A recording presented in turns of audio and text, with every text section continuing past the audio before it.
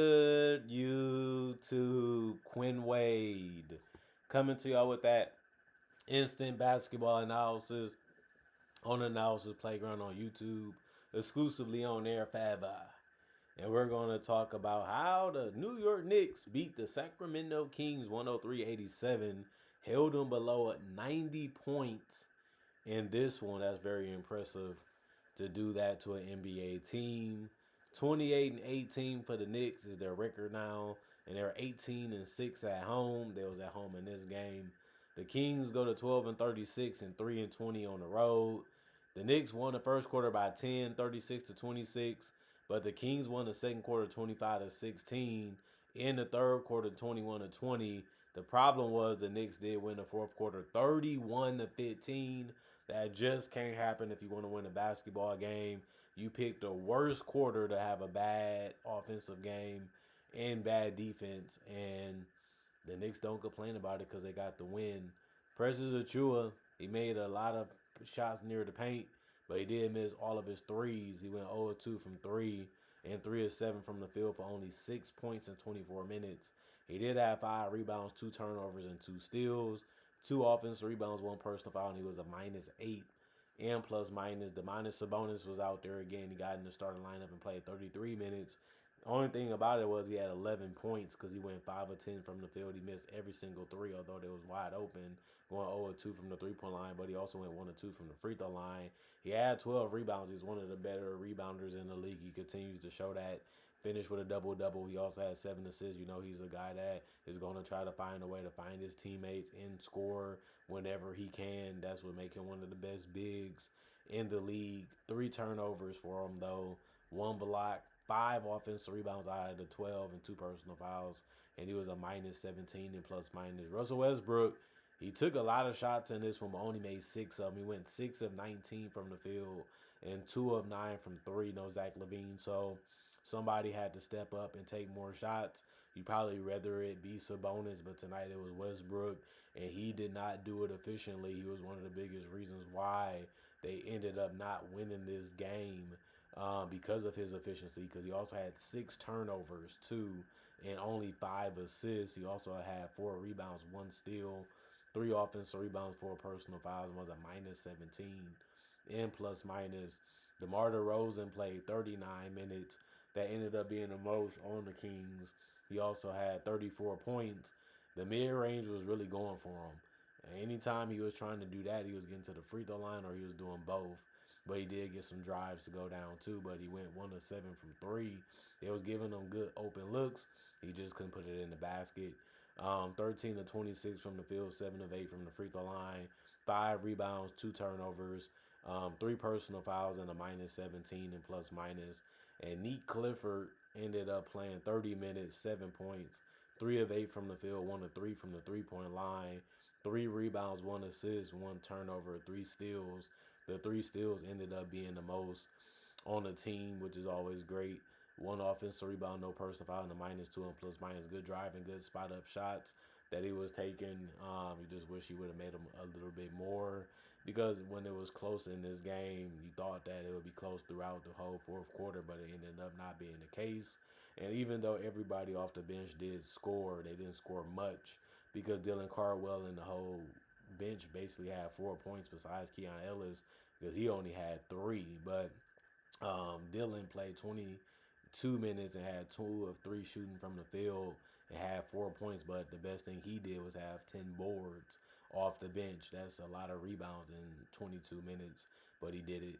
He also had no turnovers. He got 2 blocks, had 3 offensive rebounds out of the 10, 3 personal fouls, and was a -6 and plus minus. Renard played 15 minutes and had 4 points. He went 1 of 2 from the field and 2 of 2 from the free throw line to get it.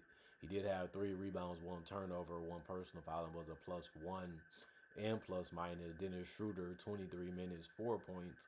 He went 1 of 8 from the field. They really needed him to pick it up and score way more efficiently than he did, but it wasn't his night to do that. He also went 0 of 3 from 3 and 2 of 2 from the free throw line to get those 4 points. The 8 shots was the most off the bench. He also had 1 rebound, 4 assists. The 4 assists was the most off the bench. He had 1 turnover and 2 steals. 1 personal foul was a -12 and plus minus. And then Keon Ellis, his 3 points. He went 1 of 4 from three. Those his only field goals since he made a three. That's how he ended up with 3 points. He had 1 rebound, 1 assist, no turnovers, and 1 personal foul, and was a -2 and plus minus. And then you look at the New York Knicks.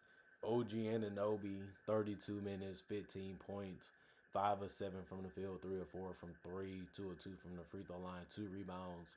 The problem was he had 7 turnovers, which ended up being the most on the team. He also did get 2 steals. He can do that. He also had 1 offensive rebound, 3 personal fouls, and was a +5 and plus minus. You gotta like the 15 points though, because he did it so efficiently, and he didn't really have any bad shots that he ended up taking. And then you look at the fact that he only missed 2 of them anyway, shows you how good his night was. Karl Anthony Towns had good looks too. In 27 minutes, he finished with 17 points. The problem was he went 5 of 15 from the field, but he did go 3 of 8 from three and 4 of 4 from the free throw line, and had 11 rebounds, so he finished with a double-double. He also had 4 assists. He had some good passes in this one for easy baskets for his teammates. You have to love that. 3 offensive rebounds, 2 personal fouls, and a -3 and plus minus. The only starter to not get in double figures in points was Josh Hart. He ended up finishing with 7 points in 31 minutes. He went 2 of 6 from the field, 0 of 2 from three, and 3 of 3 from the free throw line. He did have 9 rebounds, 4 assists, 4 turnovers, and 3 steals. He also had 1 offensive rebound, 2 personal fouls, and was a -2 and plus minus. The 3 steals was really good from him, and he's a guy that has some good drives and has some good looks even from three. He just couldn't put him down. Mikal Bridges was driving and finishing real well in this game, but he also went 2 of 3 from the 3-point line, and he did finish 8 of 13 from the field, which was really good efficiency in his shot selection and his scoring. He had 18 points. He actually had 3 rebounds, 5 assists, 1 turnover, and a steal. 1 offensive rebound, 1 personal foul, was a +14 and plus minus. Jalen Brunson, 35 minutes, 28 points. That ended up being the most on the team in game high. He also, for the Knicks, he ended up having 9 of 17 shooting from the field and 4 of 8 from three. He also went 6 of 7 from the free throw line. You know he's going to bump you. You know he's going to knock you. You know he's going to move without the basketball. You know he's going to come at you. You just don't know if he's going to make it or not. He was efficient tonight, so you're not going to really complain about that if you're a Knicks fan. 3 rebounds, 4 assists, 2 turnovers, and a block. 2 personal fouls and a +17 and plus minus. Yabusele played 3 minutes. He missed his only shot, which was a 3. And then he had no turnovers, no personal foul, was a +3 and plus minus. Mitchell Robinson, 27 minutes. He had 7 points. He went 3 of 5 from the field, 1 of 2 from the free throw line. He did have 13 rebounds, which was the most on the team and the most off the bench. 6 of them was offensive. He also had no turnovers, 2 steals, 1 personal foul, was a +25 and plus minus. It's crazy how good Mitchell Robinson is at rebounding. It is an amazing thing to see how hard and how good he is at grabbing rebounds. I mean, it's an amazing thing to see, in my personal opinion. For him to be averaging 9 rebounds a game, and he's coming off the bench for a lot of it, it just shows you how skilled and how really good he is at it.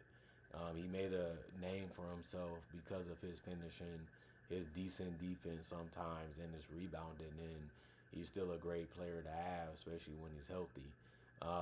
Landry Shamet played 17 minutes. He made a layup. But other than that, he went 1 of 3 from the field, and he finished with 2 points. He had 1 rebound, 3 assists, and a turnover, 2 steals, 2 personal fouls, and a +1 and plus minus.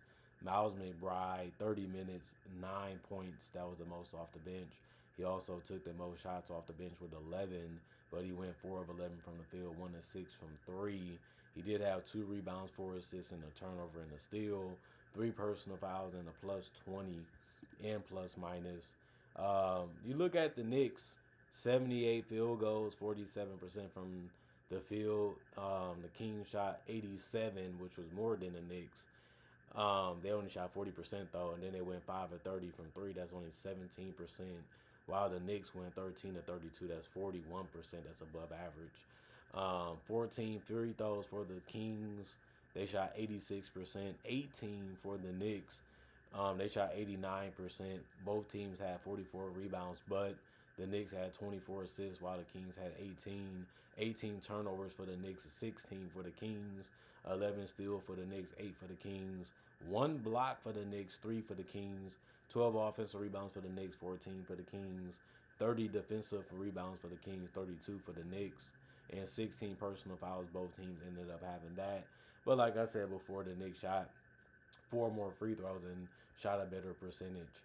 And that didn't matter much because the Kings couldn't really get any good offense going. And even when they did have good looks and open ones, they couldn't put them down enough and consistently enough to stay with the Knicks, who was starting to separate themselves from the Kings offensively.